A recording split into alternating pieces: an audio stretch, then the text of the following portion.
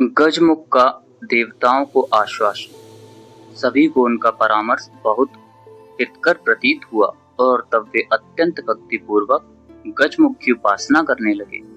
उस समय उन्होंने विधि पूर्वक उनका सांडोपचार पूजन किया और मंत्र जप पूर्वक तपश्चर्या में रत हो गए। उनकी भक्ति देखकर भगवान गजानन ने कृपा पूर्वक उन्हें अपना दर्शन दिया। देवता आदि ने भगवान को अपने समक्ष देखा।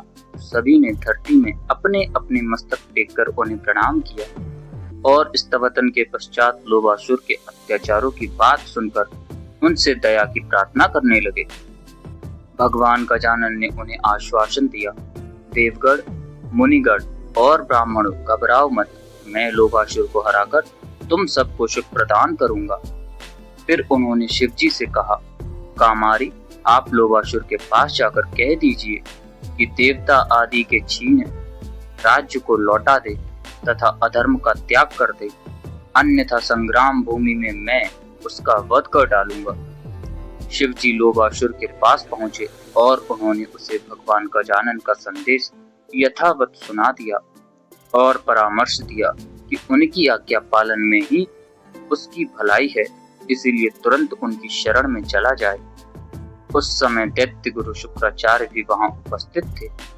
उन्होंने भी भगवान शंकर के परामर्श का अनुमोदन किया और उसे समझाया, राजन, श्री गजानन समस्त लोकों के स्वामी, सभी प्राणियों के ईश्वर और समर्थ परात्पर ब्रह्म हैं। वही परमेश्वर ब्रह्मा, विष्णु, महेश्वर के भी उत्पन्न करता है।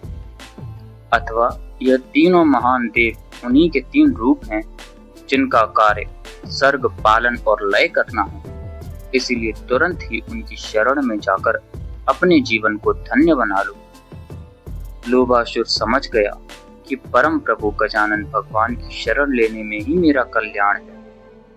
इसलिए वह तुरंत ही शिव जी के साथ उनकी शरण में गया और उनके चरणों में पकड़कर अपने कुकृत्यों को क्षमा मांगने लगा।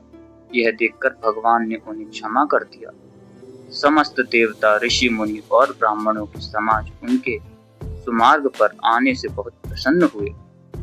सर्वत्र भगवान गजानन का जय जयकार गूंज उठा और संसार में सुख शांति छा गई। ओम गणेशाय नमः।